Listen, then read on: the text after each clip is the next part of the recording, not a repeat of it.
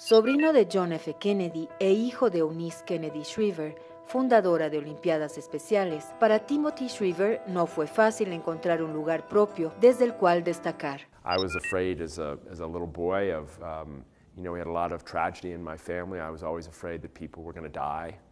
As I grew up, I was afraid I wouldn't measure up. I had big role models, my mother and my father and my uncles. They were all very successful. I mean, on the world stage. I was afraid, well, I'm not gonna make it. I'm not gonna be as important. I'm not gonna fulfill my parents' expectations. I started out as a teacher. I was afraid of not reaching the kids, of not helping them, not making a difference. When I went to Special Olympics, I was afraid that I couldn't quite lead a global organization. I didn't have the training for that, which is why I go back all the time to the athletes. I go back. I mean, to live fully alive is a practice. It's not a destination. We have to keep trying. I do anyway. En días recientes, Timothy Shriver presentó su libro Fully Alive, no para hablar de él, sino de todos aquellos atletas especiales que le han dado un mayor sentido a su vida. So I felt like if I wrote a book sharing the stories of people who had a lot to teach about how to be fully alive, how to be unafraid, how to be happy, how to be peaceful, how to have fun in life, if I could share authentic stories of the search, then it might help others the way it helped me. This book is my attempt to say, look, there's so much to believe in, believe again. We live in a time when people are so disillusioned, they've lost confidence in the government, many lose confidence in the religion, they lose confidence in law enforcement, they lose confidence in schools, they're not doing a good job. Where do you look? Su tía Rosemary Kennedy nació con una discapacidad intelectual que se acentuó después de una lobotomía. Rosemary tendría gran influencia en la familia Kennedy Shriver. She was the person in the family who taught us what unconditional love was.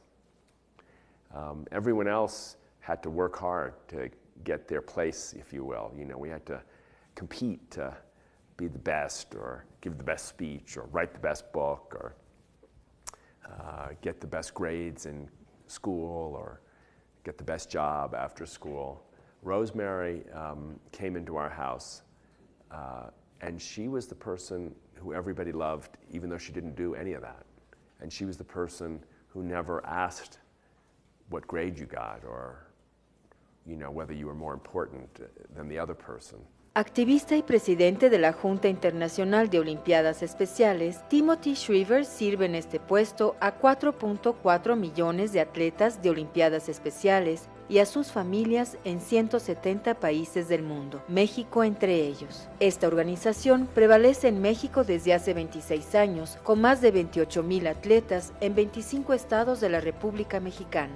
Se trata de un movimiento que se centra en la aceptación, inclusión y respeto hacia las personas con discapacidad a través de la competencia entre atletas con discapacidad intelectual. My hope is to use this movement, the Special Olympics movement, to use our athletes to teach the world a more profound sense of unity. I think our athletes are people who are excluded, and yet they are ambassadors, they are role models of unity. The world is still not a welcoming place for people who are different. I think the government could do more. I think the government could place a greater priority on the value of people with an intellectual challenge. I think the government could do more in education. I think it could do more. And I think, by the way, the more children with intellectual differences are included in education, the better the education for everybody.